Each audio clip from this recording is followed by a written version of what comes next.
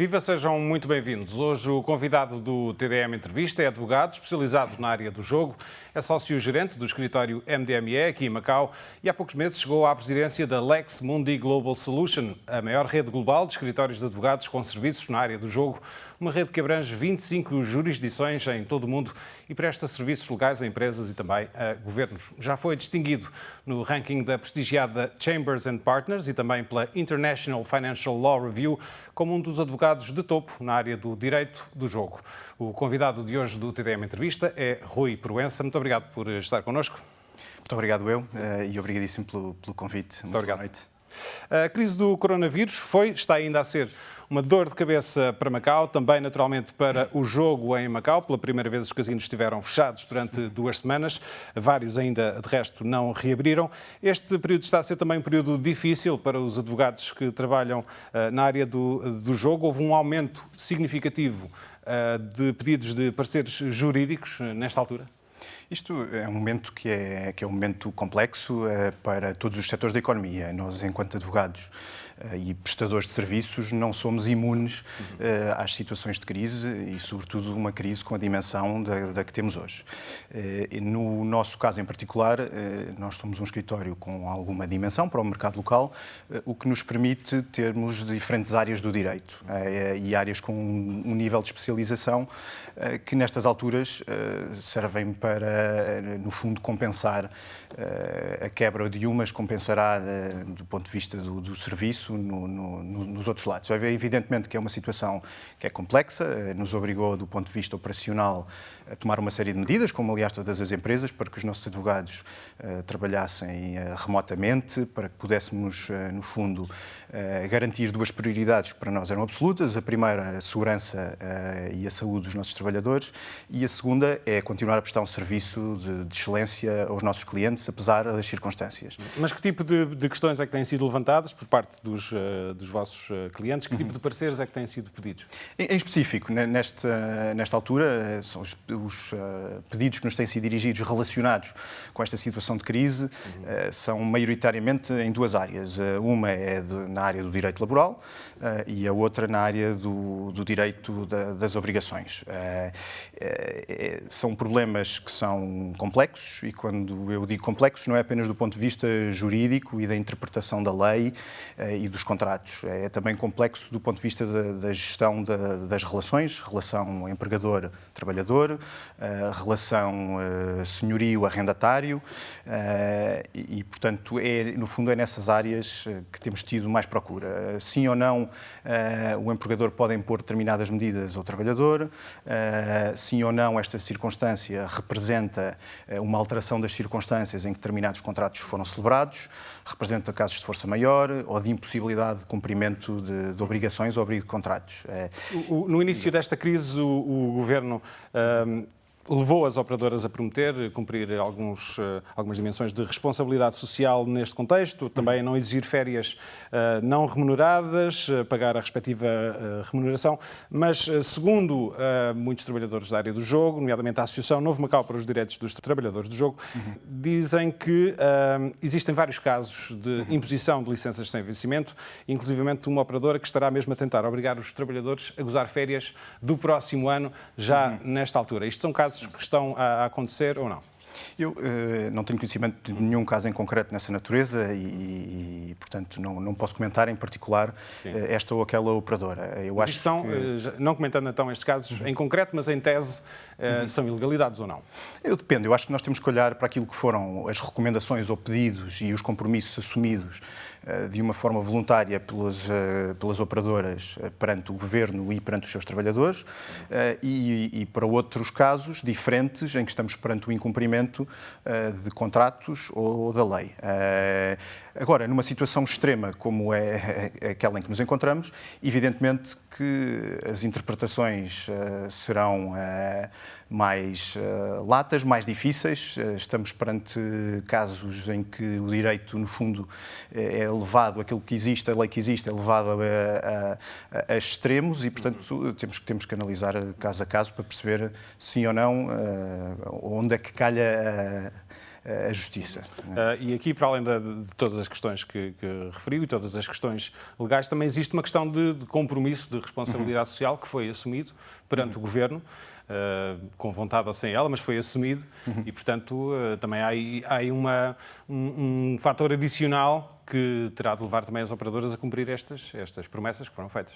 Eu acho que tem que haver, sobretudo, tem que haver alguma sensatez e tem que haver alguma boa-fé na partilha também daquilo que são os malefícios e os prejuízos da situação onde nos encontramos. Eu acho que nesse aspecto tem sido, na maioria dos casos, encontrado soluções equitativas e que permitem algum equilíbrio. Eu posso lhe dar o exemplo de algumas operadoras que renunciaram às contrapartidas dos seus retalhistas no mês de fevereiro. E eu não digo isto não são necessariamente atuações meramente altruísticas. Há também uma certa sensatez na maneira de fazer negócios que tem que imperar. E a verdade é que, no caso dos lojistas, por exemplo, não há neste momento negócios de substituição. Ou seja, é preferível abdicar de contrapartidas do que simplesmente perder alguns destes retalhistas que depois não poderão ser substituídos e não serão, com certeza, no curto prazo. Agora, naturalmente, quando o pior da crise for superado, e espero que o seja muito em breve, toda esta boa vontade e todas estas soluções equitativas que possam ter sido encontradas, poderão, em alguns casos, podermos começar a estar perante o ânimo de litigar pode ser maior. Ou seja, vem aí uma batalha legal? Eu espero que não, apesar disso, naturalmente, enquanto advogados, nos manter ocupados, mas é possível que sim, que depois de haver tempo para analisar o que aconteceu e as diferentes situações, realmente haver aqui um período de pelo menos maior predisposição para ir revisitar situações que foram encontradas e para eventualmente litigar sobre elas, com certeza. Qual é a confiança que tem, por exemplo, no aparelho da administração pública, nesta área, na área laboral, para dar vazão a um crescimento expressivo de queixas que têm vindo a ser apresentadas e serão apresentadas proximamente, por exemplo, junto da DESAL? Eu não sei se serão ou não.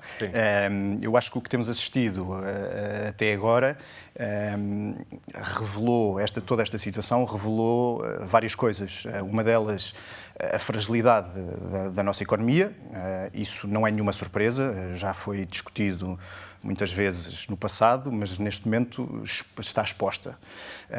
Mas também revelou coisas boas e eu acho que dessas coisas boas e pontos fortes foram a coesão social. Eu acho que não se assistiu em Macau a situações de pânico. As pessoas e as empresas, por regra, creio que acataram as recomendações do Governo e acho, sobretudo, que isto também se deve a uma confiança nas instituições. E eu acho que podemos discordar de algumas das medidas impostas ou recomendadas pelo Governo, podemos discordar se foram implementadas em tempo, se foram implementadas cedo demais, mas a verdade é que parece-me que tem havido um bom trabalho. Macau, do ponto de vista da contenção, tem tido, acho até agora, e espero que continue, sucesso.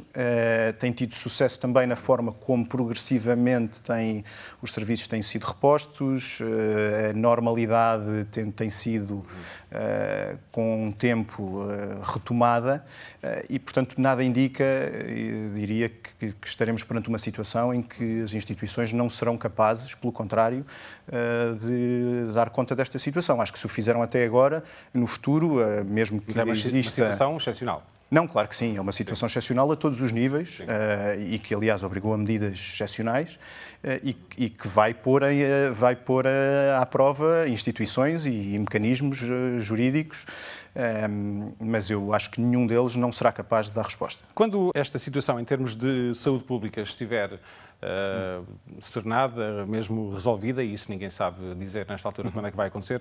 Depois disso, quanto tempo depois é que se poderá falar do regresso à normalidade no setor do jogo em Macau? Eu estava com algum receio que me fizesse essa pergunta. Eu acho que essa pergunta é muito difícil de responder. Naturalmente, no curto prazo, os dados estão à vista, eles são muito sérios. Estamos perante uma crise do nosso setor turístico, que é o motor da nossa economia, mas eu tenho plena confiança na recuperação da economia da China e da economia de Macau no médio e no longo prazo. A questão que me coloca é verdadeiramente a questão essencial, que é o quando. Eu acho que neste momento a situação na China parece estar a melhorar, ao mesmo tempo estamos a verificar noutros pontos do mundo, infelizmente não é o caso, o que acrescenta um nível de complexidade socioeconómica ainda maior. Agora, eu acho que há dois fatores que são absolutamente essenciais. Não é o facto dos casinos abrirem que vai levar à retoma da economia. Tem que acontecer duas coisas depois, como disse, da situação estar controlada do ponto de vista da saúde pública. Uma é os nossos turistas, os nossos clientes voltarem a poder vir a Macau e, portanto, isso significa voltarem a ser emitidos vistos de grupo e vistos individuais. E, por outro lado, é depois disso acontecer eles quererem vir a Macau. E essa é que é a grande questão. Eu acho que, como sabem, o jogo e o turismo não são bens essenciais, não estarão na lista de prioridades de ninguém. E, portanto, eu acho que tem que haver uma confiança, uma retoma da confiança na economia em geral e também na segurança. As pessoas têm que estar confiantes que, vindo a Macau, não estarão a correr um risco adicional. E só quando esses dois fatores estiverem reunidos é que poderemos voltar a olhar para uma recuperação. Agora, eu não sei quando, mas eu estou confiante que quando eles estiverem reunidos poderemos assistir a uma recuperação bastante rápida. Não sabe quando, ninguém sabe quando, mas arrisca um calendário? Eu diria que podemos estar a olhar para um ano, para a totalidade deste ano ser um ano bastante fraco, a todos os níveis, para a economia de Macau. Portanto, eu acho que não devemos esperar notícias muito positivas em termos de números durante este ano. Provavelmente, talvez no final deste ano, se tudo correr bem, poderemos voltar a ter números dignos daqueles que nos habituámos no passado. Muito bem. Com a aproximação do fim das licenças de jogo, põe-se a questão, os problemas de que falávamos há pouco e que estão a ser levantados entre trabalhadores e operadoras, será que deverá haver uma melhor preparação ao nível legal deste tipo de situações excepcionais? Pode-se fazer mais para prevenir este tipo de conflitos em situações excepcionais como esta, numa próxima ronda de licenças? Eu acho que há sempre, naturalmente, há muitas lições que estamos a aprender e que vamos aprender com esta situação. E há sempre a capacidade de melhorarmos as instituições, de melhorarmos o enquadramento jurídico e de melhorarmos também o enquadramento contratual, do ponto de vista dos contratos das concessões. Agora, eu acho que também temos que ter a consciência de que existem já mecanismos, aliás, tanto existem que foram utilizados, e há alguma desvantagem em se querer prever todas as possibilidades ao seu mais ínfimo pormenor.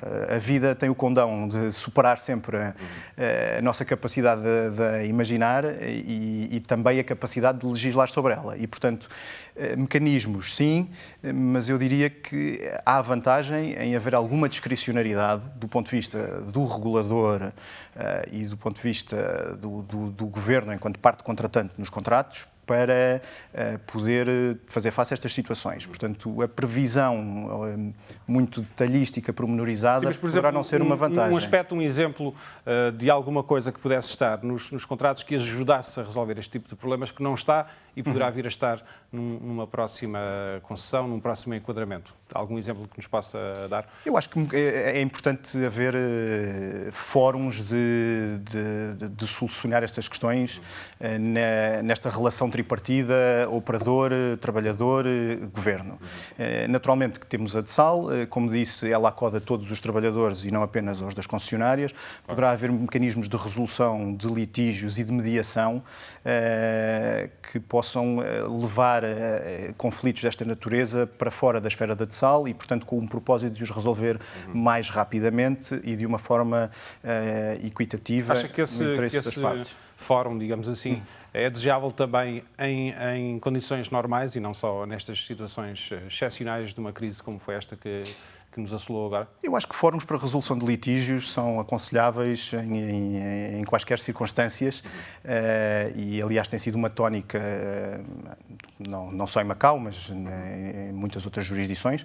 Em Macau tem sido posta alguma tónica na arbitragem, na mediação e, portanto, isso aplica-se também a situações do decorrer normal dos contratos e das relações, não só em situações de crise.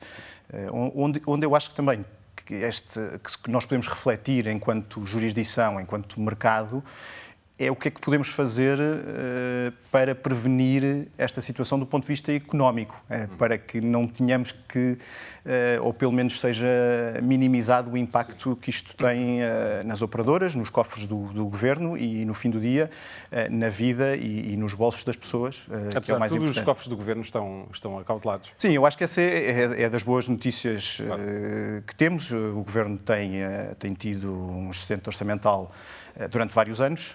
Foi criticado por isso várias vezes, mas neste momento isto dá alguma segurança aos cidadãos e dá alguma segurança também às empresas, na medida em que pode estar mais preparado financeiramente para fazer face a esta situação. Esta crise pode pôr em causa o processo de renovação das licenças. Tecnicamente não é renovação das licenças, mas vamos simplificar. É daqui a 2 anos e meio, menos do que isso já. Será que poderá pôr em causa este processo? Eu diria que nós ainda há algum tempo, como referiu. Vale sempre a pena recordar, eu sei que este assunto já foi debatido e informado à exaustão, mas neste momento haverá 2 hipóteses em abstrato. Uma é o Governo lançar um concurso público e que, portanto, poderá haver, a seguir ao termo das atuais concessões, outras concessões, com os mesmos ou com outros operadores. E a segunda hipótese é a extensão do período das atuais concessões por 1 ou mais vezes até 5 anos. Até um máximo de 5 anos. Essa extensão é uma extensão excepcional e, como eu já referi noutro programa aqui também na TDM, essa situação excepcional eu diria que poderá ser motivada por 2 tipos de razões. Uma são internas ao próprio Governo, que são não haver condições políticas ou não haver tempo suficiente politicamente ou tecnicamente para lançar concurso da forma como se quer que seja lançado. As outras são externas e são circunstâncias macroeconómicas ou sociais que possam levar a uma prorrogação. E eu acho que esta situação claramente pode-se enquadrar nenhuma das duas. Isto pode desacelerar o processo interno do Governo de pensamento e de lançamento do concurso, mas também estamos perante uma circunstância que pode levar a que não seja necessariamente ideal lançar um concurso nos prazos em que ele tem que ser lançado. E, portanto, eu não digo que isto não possa ter impacto. Se o concurso, se o termo das concessões acontecesse este ano ou para o ano, eu diria já que defenderia essa solução. Acontecendo mais tarde, eu acho que ainda temos tempo e o Governo terá tempo para refletir sobre isso e haverá outras prioridades. Que é em junho de 2022? Correto, sim. Exatamente. Que questões é que é preciso, do seu ponto de vista, resolver, melhorar com as futuras concessões, independentemente do modelo? Há desde logo a questão das subconcessões que será conveniente normalizar. Sim, isso acho que já é um dado adquirido entre quem se dedica a estudar este assunto do ponto de vista jurídico e não só. As figuras das subconcessões têm razões e têm uma gênese histórica que já não existe e, portanto, só há vantagens do ponto de vista das subconcessionárias e do Governo em que passa a existir uma relação absolutamente direta entre elas. E, portanto, eu acho que isso, para mim, é um dado adquirido no novo modelo que se encontre. Sim. E em termos de jogo online, jogo virtual, é a altura para avançar nesse sentido? Olha, isso é uma excelente questão. O jogo online tem sido, na China em geral e em Macau também, um tópico absolutamente tabu. Aliás, a China tem feito pressões diplomáticas sobre as jurisdições ou os mercados asiáticos que promovem ou têm operações de jogo online para que ou as deixem de ter ou as reduzam. Mas se calhar esta é a altura para nós, de uma forma honesta e sem preconceitos, trazermos o tópico para cima da mesa, nem que seja para dizer que não o queremos. Eu não sou, pessoalmente, um grande adepto do jogo online. Agrada-me a ideia de se ter que sair de casa para ir jogar e percebo que o jogo online traga consigo uma série de preocupações sociais e preocupações ao nível da prevenção do branqueamento de capitais, etc., que têm que ser acauteladas. Mas uma coisa é certa, se o Macau tivesse neste momento receitas do jogo online e receitas fiscais do jogo online, elas não estariam seguramente a descer. As estimativas para o período do Ano Novo Chinês, e sobretudo baseadas no que aconteceu, foi de uma subida do jogo online a nível mundial de 90%. E, portanto, eu acho que isto é claramente uma coisa a considerar. Neste momento, o jogo online representa mais ou menos 11% das receitas do jogo a nível mundial. Estamos a falar de 40 mil milhões de dólares americanos. Isto no jogo online legal, porque há muito jogo online ilegal. Portanto, eu, neste momento, a solução de não permitir operações de jogo online em Macau e de ser ilegal o jogo e a aposta online na China geram vários fatores. Um deles é não há receita fiscal de Macau associada ao jogo online, ela está a ir para outros sítios e está a ir para sítios que regulam pouco, outros que não regulam nada e muitas vezes vai parar a operadores ilegais, com as consequências que isso tem para o jogador e consequências sociais e para a prevenção, como disse, do branqueamento de capitais. Portanto, para mim a solução era aproveitar este período para efetivamente ter pelo menos um debate enquanto sociedade, enquanto mercado de jogo, sobre se sim ou não vale a pena apostar nessa área. Acha que vai acontecer? Eu acho difícil. Eu acho que há uma resistência tão grande, tão intrínseca ao jogo online. Como é que se explica essa resistência? Como lhe disse, o jogo online tem uma componente que o diferencia. Da perspectiva das autoridades de Macau, do governo de Macau. Nós temos assistido a essa política, nomeadamente, isto é um caso que foi público, na atuação que houve durante a G2E, portanto, que é uma conferência, uma exposição de jogo, que tinha uma secção dedicada ao jogo online, sobretudo uma perspectiva B2B, portanto, business to business, e que foi feita uma supervisão muito grande por parte das autoridades, no sentido de restringir essa possibilidade de anunciar produtos de jogo online em Macau. Portanto, isso foi uma manifestação desta perspectiva que o jogo online é de desincentivar, não só do ponto de vista do jogador, como do ponto de vista do operador.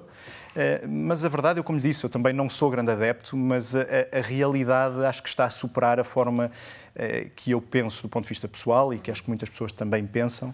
E, portanto, nós estamos perante uma situação que, como já se esteve no passado quanto ao jogo de casino físico, que é ou se proíbe e, portanto, se vive ou coexiste com uma situação de operações ilegais, ou se regula e se tenta minimizar o impacto que estas operações têm na vida das pessoas e na comunidade, tirando partido daquilo que é o melhor, e isso será a receita fiscal, claro, e também postos de trabalho associados a esse tipo de operações. Ainda neste âmbito das futuras licenças, o que é que o Governo pode ou deve exigir mais em termos de harmonização do papel das operadoras com os objetivos estratégicos de Macau a médio e longo prazo? Nas próximas concessões, o que é que pode ser feito a este nível? O que é que pode ser exigido às operadoras no sentido de Macau se afirmar finalmente como o famigerado Centro Mundial de Turismo e Lazer? O que é que as próximas concessões podem contribuir nesse sentido? Eu acho que isso é uma excelente pergunta e eu acho que nós temos claramente uma oportunidade de positivar, de contratualizar as obrigações das operadoras nesse sentido. O objetivo político do Governo foi traçado há bastante tempo, foi comunicado por diversas formas ao público em geral e às operadoras, mas a verdade é que não só estes objetivos não eram os objetivos principais ou as principais características ou critérios tidos em conta no concurso inicial. O contexto era completamente diferente. O contexto era completamente diferente. Nós tínhamos uma ênfase muito grande em gerar receita fiscal, em gerar emprego, e, portanto, esse tópico não está, de certa forma, contratualizado. E acho que deve estar. Não, como lhe digo, eu não sou grande adepto de uma previsão muito ao detalhe, porque, sobretudo em concessões de longa duração, as coisas mudam, como foi o caso, e, portanto, tem que haver flexibilidade para as operadoras. Mas tem que haver uma exigência maior nesse sentido? Sem dúvida, eu acho que tem que haver, e tem que haver indicadores de performance que não estejam só associados a gerar receita fiscal. Tem que haver indicadores de performance associados à componente de entretenimento que permita efetivamente atingir esse objetivo. E há várias formas de fazer isso. Podem ser por alocar metros quadrados no casino dedicados ou nas propriedades de resorts integrados dedicados a esse tipo de espaços. Pode passar por um determinado investimento, pode passar por obrigações de trazer determinados tipos de oferta para o mercado. Eu acho que o que é importante é haver métricas, de alguma forma, que possam vir a ser positivadas para as operadoras também saberem o que é que contam e poderem avançar nesse sentido. Bem. Vamos avançar nós também para um outro tema. É presidente da Lex Mundi Gaming Solution, como disse no início da entrevista, é uma rede de escritórios de advogados na área do jogo, dentro da rede Lex Mundi, que ainda é mais vasta. Portanto, tem trabalhado com empresas e governos deste lado do mundo nestas questões do direito do jogo. Pode dar-nos alguns exemplos do trabalho que tem vindo a desenvolver? Posso, com muito gosto, em geral e em abstrato, como tem de ser. Como referiu, a rede Lex Mundi é uma rede de escritórios de advogados independentes, em que é escolhido um membro por jurisdição. É a rede mais antiga desta natureza e, no fundo, foi criada para dar as armas a escritórios independentes e mais pequenos, para que não têm a dimensão das grandes multinacionais da advocacia, para poderem ter a pegada geográfica que têm esses outros escritórios e para poderem também, no fundo, ter acesso a melhores práticas, a tecnologia, etc.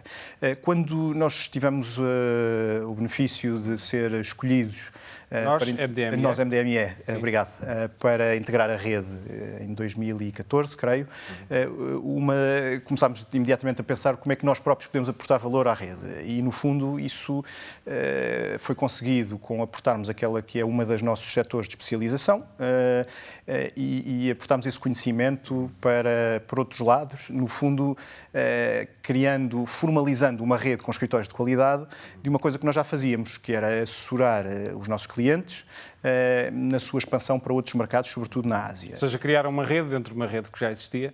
Correto. E é no fundo, um grupo de trabalho que tem por objetivo partilhar conhecimento, que tem por objetivo assessorar clientes em matérias de natureza transfronteiriça, e isso tem acontecido. Tem acontecido, no nosso caso, com governos, trabalhamos com alguns governos no Sudeste Asiático, com o propósito de os ajudar a perceber o que é que foi feito em Macau do ponto de vista legislativo e o que é que pode ser adotado ou não deve ser adotado. Tem sido também assessorar operadores naquilo que são as suas relações, operadores lá fora, naquilo que são as suas relações com Macau. E clientes que pretendem entrar nesses mercados e que, sem prejuízo de terem um advogado de direito local, gostam de ter o acompanhamento de quem está com ele todos os dias e conhece o seu negócio mais em profundidade. O setor do jogo é um setor atrativo para os governos, para as jurisdições, mas ao mesmo tempo também um pouco assustador. Existe algum receio em abordar estas questões, porque também tem o seu lado mais negativo. Sente-se isso na abordagem com os decisores políticos, por exemplo? Seguramente. Isso, para nós que vivemos aqui em Macau, o jogo é uma coisa absolutamente normal, é do dia-a-dia e não viveríamos sem ele, mas não podemos desconhecer que o jogo traz consigo malefícios do ponto de vista social, está especialmente exposto a determinadas atividades criminosas e, portanto, a sua legalização, no meu entender, é sempre benéfica, mas tem que ser acompanhada com uma série de medidas que acautelem essas preocupações. E elas variam de país para país. Há países em que há claramente uma preocupação religiosa, Há países em que há uma preocupação muito grande com o vício. Há países em que a criminalidade organizada e a possibilidade dela penetrar no setor do jogo é uma preocupação. Portanto, isso varia de país para país e, portanto, as soluções apresentadas têm que ter em conta a realidade local e quais são as preocupações dos diferentes stakeholders em cada um desses mercados. Aquele que poderá ser o maior destes novos mercados do jogo, o Japão, um mercado com o qual tem algum contacto, mas não é daqueles que conhece e com quem tem trabalhado mais. Por exemplo, no caso do Japão, a liberalização do jogo não vai ser assim tão liberal, digamos assim, porque existem restrições muito, muito fortes ao jogo, percentagem das propriedades dedicadas ao jogo, cobrança de uma espécie de bilhete à entrada, várias outras restrições. Isto pode-se dizer que acontece também nos casos em que com que contacta mais de perto. Este tipo de restrições vão ser impostas de uma maneira geral na região ou não? Ou é um caso específico mais de maior restrição, o do Japão? Como disse, as soluções que estão a ser pensadas para o Japão, nomeadamente a de ser necessário pagar uma quantia para entrar no casino, já foi adotada em Singapura e continua em Singapura. E é uma das soluções que os governos são mais rápidos a querer implementar, precisamente porque é vista como uma medida que, de certa forma, previne ou diminui o vício, porque diminui as vezes, pelo menos, que as pessoas entram no casino. Sim. A verdade é que alguns estudos que têm sido feitos em jurisdições que adotaram essa medida apontam para que não seja bem assim. Para quem essa quantia não faz diferença, ela não faz diferença e vão à mesma. Para quem essa quantia faz diferença, isto acaba por se gerar outro fenómeno, que é vão menos vezes, mas as vezes que vão jogar com mais intensidade para fazer o mais e para recuperar. E, portanto, não é uma solução que seja cientificamente consensual, digamos assim, e que, portanto, a sua aplicação acho que tem que ser medida. Muito bem. Para terminar, o ciclo que vai acabar em 2022 vai ficar para a história de Macau como o ciclo da explosão do setor do jogo aqui no território. Tornou-se em pouco tempo e de longe o maior centro mundial do jogo. Como é que gostaria que o próximo ciclo do jogo no território ficasse para a história? Como referiu, acho que seria muito bom se nós realmente conseguíssemos converter aquilo que é hoje a indústria do jogo numa indústria verdadeiramente do turismo, em que o jogo é uma componente e, possivelmente, uma componente até nem preponderante. Isso seria realmente uma grande vitória, seria, dentro daquilo que é a diversificação do setor, muito desejável a vários níveis, e gostaria que isso fosse também acompanhado de uma diversificação da base geográfica da nossa clientela. E eu acho que isso é um fator que, neste contexto, é muito relevante. É sabido, uma grande maioria, quase 80% dos jogadores que vêm a Macau vêm da China continental, e eu acho que nós não devemos descontar outros mercados e seria muito bom que conseguíssemos cativar outros mercados. Para isso é necessário que a nossa oferta também melhore, se adapte em termos do serviço que conseguimos prestar do ponto de vista do turismo e da diversidade do entretenimento que conseguimos oferecer. Portanto, essa seria um segundo bom ciclo desta história. Sendo que, do ponto de vista legal, tudo ou muito se vai definir no próximo ano, nos próximos 2 anos. Necessariamente. Tudo poderá manter-se como está e, portanto, ser lançado um concurso com as bases jurídicas existentes, mas a mim parece-me vantajoso que esta oportunidade seja, no fundo, uma oportunidade para também revermos o enquadramento jurídico, melhorando. Ele já tem 20 anos e, portanto, já está, em alguma medida, desatualizado. Cumpriu o seu propósito de uma forma fantástica e agora está na hora de olhar para ele e de o melhorar naquilo em que tem que ser melhorado. Já agora, e mesmo para terminar, vê a vontade política necessária para que isso aconteça, reconhece-a em Roi Yat-sen? Acha que é por aí que quer ir? Eu creio que sim. Eu creio que estaremos perante um governo que tem que tomar decisões, que ao que tudo indica tem força para tomar decisões e, portanto, isto, no fundo, o que isto implica é a tomada de decisões. Naturalmente que a grande alteração, que é a alteração à lei do jogo, tem que ser feita ao nível da Assembleia Legislativa e, portanto, não depende só do Poder Executivo, mas parece-me daquilo que percebo que há vontade para rever aquilo que existe hoje, não necessariamente uma perspectiva de mudança total, mas de melhoramento, sem dúvida. Sim. Dr. Rui Proença, vamos ter de ficar por aqui. Muito obrigado por ter vindo ao TDM Entrevista. Muito obrigado, eu. Muito obrigado. Nós voltamos na próxima semana. Contamos consigo. Até lá.